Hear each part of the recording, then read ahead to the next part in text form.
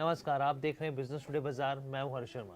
आज हम Bharat heavy electricals की बात करने जा रहे हैं, यानी कि भेल की बात करने जा रहे हैं। यहाँ पर स्टॉक में धुआंधार तेजी देखने को मिल रही है। इंटरडे में ही स्टॉक ने करीब 14% उछाल देखने को मिला है। बहुत ही शानदार तेजी देखने को मिली है एक ही दिन के अंदर।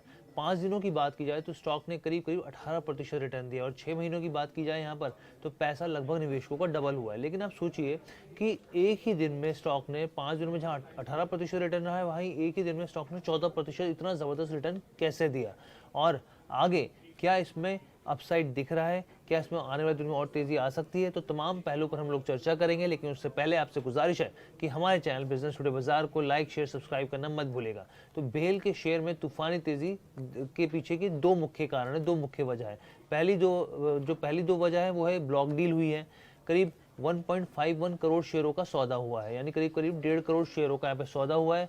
कुल यहाँ पर 390 करोड़ रुपए की ब्लॉक डील हुई है। ये करीब 0.47% हिस्सेदारी हो जाती है। अगर आप इसको परसेंटेज वाइज देखें तो 0.47% हिस्सेदारी हो जाती है।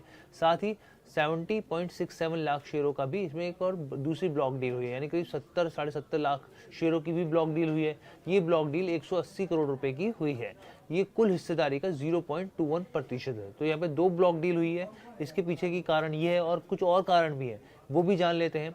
तो दूसरी खबर क्या है, एक और इससे जुड़ी खबर है। अब एनटीपीसी के ऊपर हम बात करने जा रहे हैं, एक और सरकारी कंपनी। अब आप कहेंगे एनटीपीसी का स्टॉक से क्या लेना देना, क्या इसके पीछे की वजह है। तो आपको बता दें कि एक जो सरकारी कंपनी एनटीपीसी के बोर्ड ने एक फैसला लिया है। उस बोर्ड ने क्या फैसला लिया है कि Singrauli super thermal power project के तीसरे चरण के लिए 17,195 करोड़ के निवेश की मंजूरी वहां के बोर्ड ने दे दी है।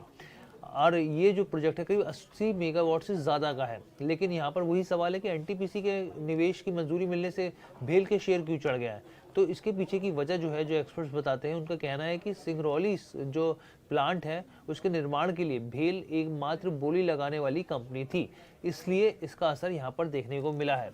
वहीं ब्रोकरेज हाउस की बात करें, ब्रोकरेज हाउस की रिपोर्ट्स क्या कहती हैं, तो उनका कहना है कि कंपनी को 19,422 करोड़ के ताली बीरा पावर प्रोजेक्ट का भी यहाँ पे जो है इसका ऑर्डर मिल चुका है। कंपनी ने 15 जनवरी को इसकी आधिकारिक तौर पर खुलासा किया है।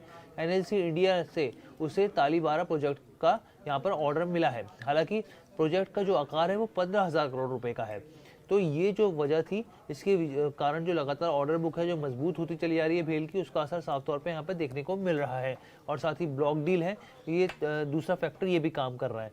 अब यहाँ पर रिपोर्ट्स है कहती हैं, यहाँ पे जो भी बड़ी बड़ी ब्रोकरेज रिपोर्ट्स हैं उनका भेल के ऊपर क्या राय है, ये भी हम आपको बताते हैं। तो वित्तीय वर्ष 2024 में कंपनी का जो ऑर्डर बुक है वो करीब 65,000 करोड़ को पार चला जाएगा यहाँ पर। और यहाँ तक कि भेल पर अगर नजर रखने वाले 19 एक्सपर्ट्स ने शेयर पर खरीदारी की राय दी है। 3 ने होल्ड करने की सलाह दी है, 11 ने स्टॉक पर को बेचने और या फिर समान रेटिंग बनाए रखने की यहाँ पर सलाह दी है। आईसीआईसी सिक्योरिटीज ने भेल के लिए शेयर का जो लक्ष्य है वो करीब 300 रुपये तय किया है। अभी मौजूदा वक्त में 260 से 265 के आसपास ट्रेड कर रहा है। और देखिए आईसीआईसी सिक्योरिटीज़ की तरफ से 300 के लेवल पे जाते हुए स्टॉक वो देख रहे हैं कि 300 के लेवल पे जा सकता है ये स्टॉक। हालांकि जेफरीज ने 90 रुपये का लक्ष्य यहाँ पर तय किया है कि भाई ये स्टॉक जो है अभी इसमें बहुत ज़्यादा अपसाइड यहाँ पे दिख नहीं रहा है। लेकिन उनका ये कहना है कि अभी जो कंपटीशन है जिस तरीके से, उससे दबाव मार्जिन्स पर दिख रहा है और इसका असर आगे भी देखने को मिल सकता है। लेकिन आपको बताएं कि भारत के म्यूचुअल फंड्स जो हैं उन्होंने भेल में अपनी हिस्सेदारी जून 2022 में 1.5% से बढ़ाकर, और अब जो 2023 सितंबर 2023 है वहाँ पे करीब 6.5% कर दिए। यानी कि देखिए एक साल के अंदर जून 2022 में 1.5% थी और अब इसमें बढ़ाकर जो है वो करीब 6.5% कर दी। इसके मार्केट कैप की बात की जाए तो करीब 94,000 करोड़ का मार्केट कैप है। कंपनी की बोरिंग की बात करें तो 9,000 करोड़ का कर्ज है कंपनी के आसपास। एफआईआईज ने भी पिछले कुछ समय में यहाँ पे हिस्सेदारी पहले के मुकाबले कम करी है। अगर आप इसके बिजनेस मॉडल की बात करें तो जो देखिए जो भेल है वो इंडिया का लार्जेस्ट इंजीनियरिंग और मैन्युफैक्चरिंग कंपनीज में एक है, जो कि डिज़ाइन हो गई, इंजीनियरिंग हो गई, कंस्ट्रक्शन टेस्टिंग हो गई, कमिश्निंग हो गई, सर्विस हो गई। तो उस तरह के जो प्रोडक्ट्स हैं उसके सर्विसेज जो है वो मुहैया कराता है। कोर सेक्टर जो इकोनॉमी के होते हैं उसके लिए कंपनी काम करती है। तो ये ओवरऑल खबर थी। कैसी लगी वीडियो आप कमेंट करके ज़रूर बताइएगा।